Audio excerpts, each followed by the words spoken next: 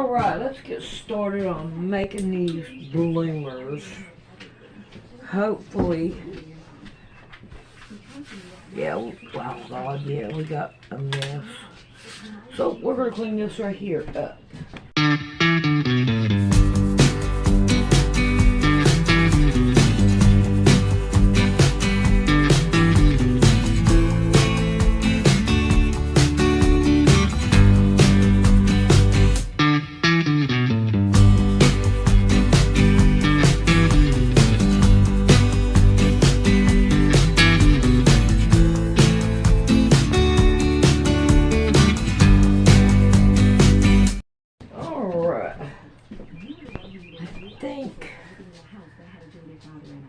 This is the one that I want.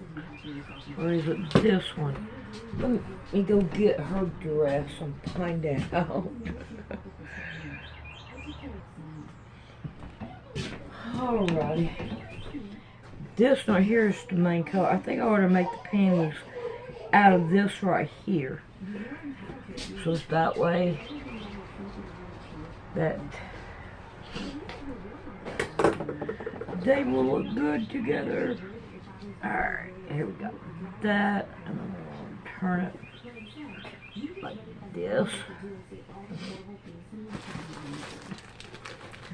And I got to get the elastic too. Alrighty. Oh, we got to go this way with it. Yeah, that works great. And we've still got a little bit left over. It says that it's a yard, but a yard will not work because if you look, I got 2 yards and I have this right here left over so far. So it's going to take more than a yard. It'll take 2 yards to make what you need. And that's the way it should. It should say 2 yards, 2 different colors, a yard each or something like that. But not, oh wait a minute, I want this right here closer to the edge. Oh, one more.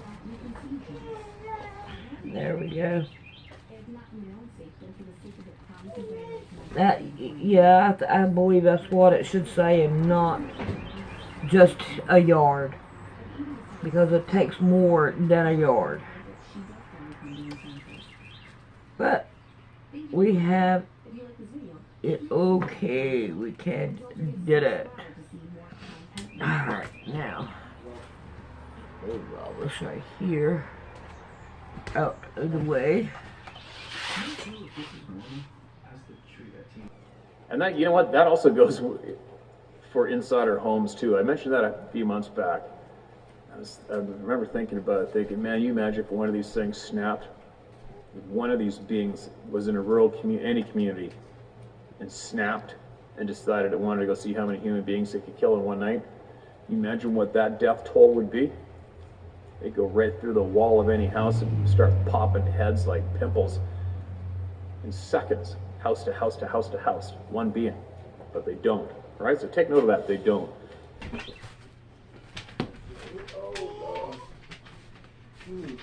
Is there something I do for you?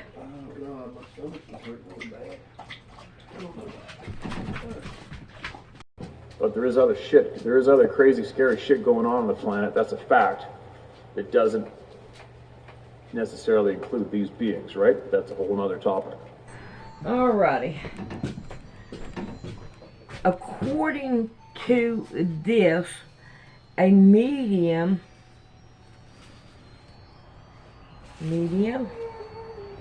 on the line and on the line we need, right there's a medium, we need 21 inches. So we are going to lay this down and we're going to cut 21 inches. yeah, that's what I'm gonna left over out of some of it. Now her legs, I want to use a stem right here. So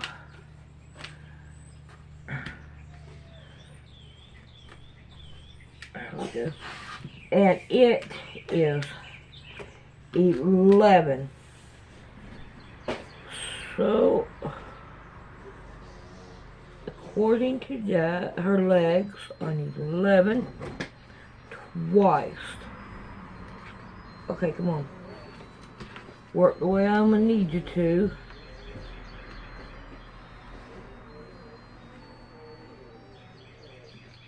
There we go. Now let's wrap it up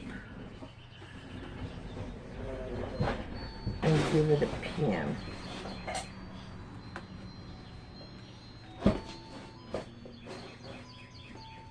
Ah.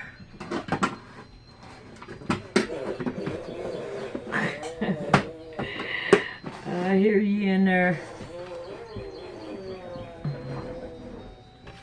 Are you driving? Are you driving around?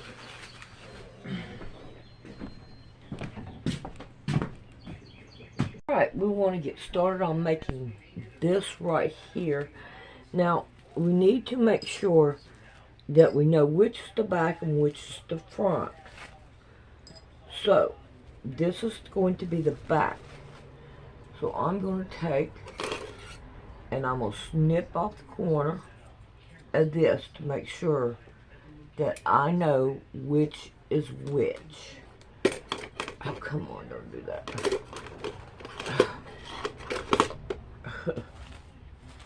Alright, we have this right here done. I can't wait to try it on her and let you know how it fits her and all. But, oh, I wish that the pattern would told you something. I mean, you can tell that that I wasn't lying about the oh crap, the ruffle right in here, because it doesn't have it anywhere, he said. Alright, on this, I want to take, and we're going to work on this part first.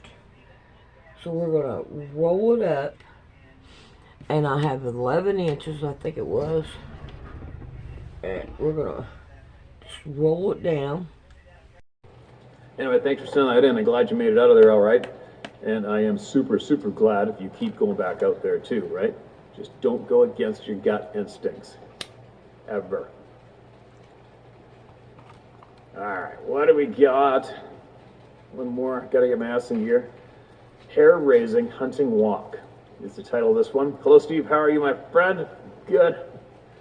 We've never met yet, face to face. Though for a strange feeling I get every time I watch one of your videos, it's like I have known you for most of my life. Perhaps it's because we have much in common. We both hunt and fish and like the outdoors, and don't have use for people's bullshit when it comes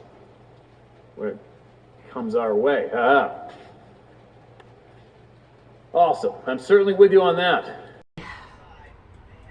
Now, I know, let's see, this is the back, and this one's the back. We don't want to sew them together. We want to sew the front together. So this is the front. And you know, we want to go right on ahead. This is the back. We want to keep the back open. We want to do the front first. Alright, so we're going to sew down this way. I'll call mention on one particular video I watched regarding the hunter from Mexico you guided on the goat and sheep hunt.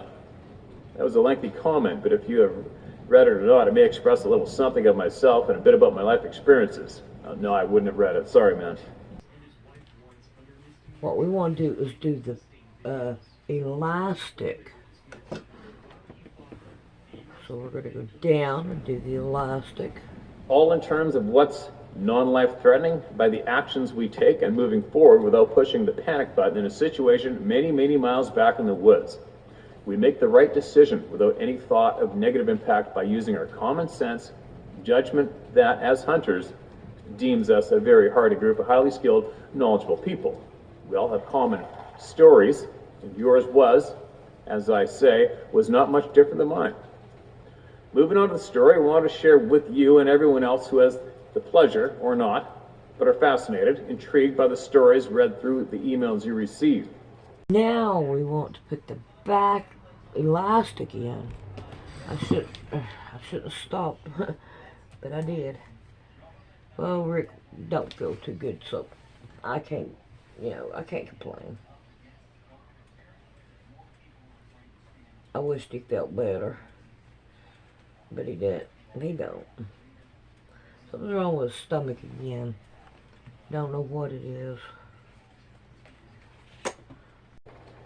Here is a time when the hair on the back of my neck wasn't enough of a warning signal, but something that I experienced while on a hunt that had my 100% attention and curiosity as to what is out there.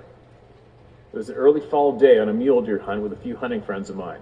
One of those who I mentioned in my comments on another of your videos, were up in a well-known area of BC, notorious to many sightings and encounters to what is known as the Sasquatch.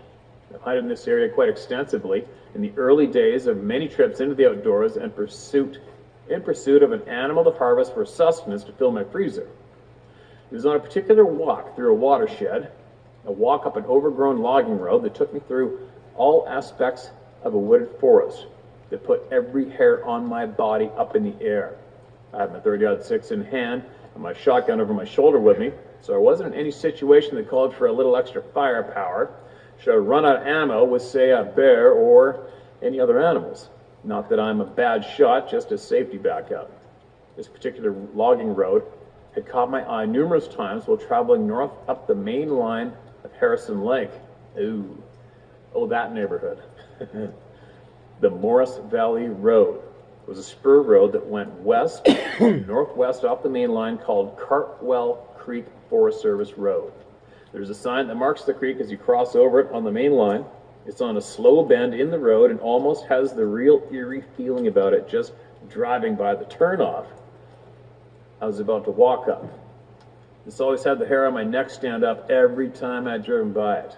I really didn't know why this went on, and curiosity had gotten the best of my fascination of what the F's up this road I needed to experience.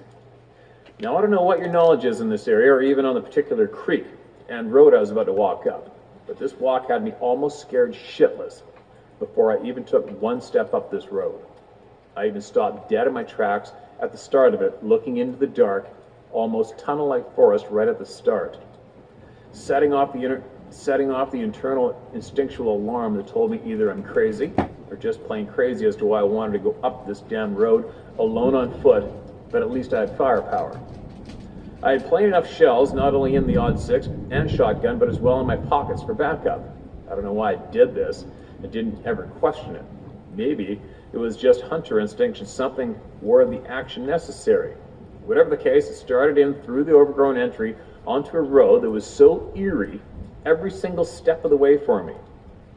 I wasn't sure what it was, but something was watching my every damn step, and I mean every step. The hairs on my body just stood up as I typed this now, just like they did back then. It's almost 2022, and when I was on this road, it was back in late 1990, roughly so, 30 years later, and this road still creeps me out. There's something of spiritual significance for my belief is out there. Wow. It really made me stop typing. I had to stop typing and come back to now. I was right there as I was actually typing this out to where I had to stop my story and sit back and catch my breath, settle down, focus on continuing my story. What the heck? My laptop froze just now, right in mid-sentence of last on the word story.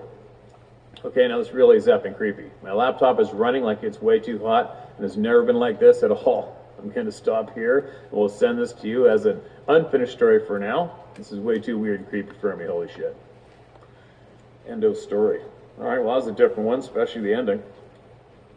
Am I familiar with that zone?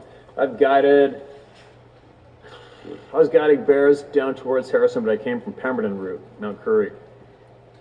Port Douglas, I think is the farthest I went down. Both sides of the valley. Creepier than shit down there, without a doubt. 110% creepy all around that area down there. It's a hotbed. It's a serious hotbed. If you start moving back up the lake, up the river, you'll get to Twin One. Check it out. Google up Twin One. That place has had numerous sightings. I've been in there. I knew of a group of 8 people that were in there and had branches and shit getting completely demolished and the timber all the way around them in the dark and the fire up there. Had a buddy of mine just over the height of land at the head of Twin One. They're building a tour ski cabin in there. We wanted to get some water. 8-foot tall, charcoal gray one standing there looking at him. Friend of mine. If I had to, I could rattle off, I'll bet, at least 40 or 50 sightings from a general area that I know of. People who I have spoken to in the past. So there you go. Very popular taxidermist that you may know of from Vancouver, Langley. They're closing shop. They're about to close shop. Actually, I have two generations of taxidermists. Well, one of the brothers. I'll keep his name private. I'm sure you know who I'm talking about. We've been fishing with each other a lot, friends. And he said that he was up in that area. It sounded basically about the same area where you described. And he said that they were up on a switchback and they could hear this weird moaning, whining sound over the bank in the thick shit. It had been logged previously. And they started lobbing rocks in there to see if they could get whatever it was to flush out. And the screams just started getting louder and louder, like he was really shitting himself. And they said there's no way it was a bear or a cat. No way. And I'll never forget he told me that story. And they never went in the bush to go see what was making the sound either. Go figure. But anyway, I think what I will do is I'm going to add on to the end of this video.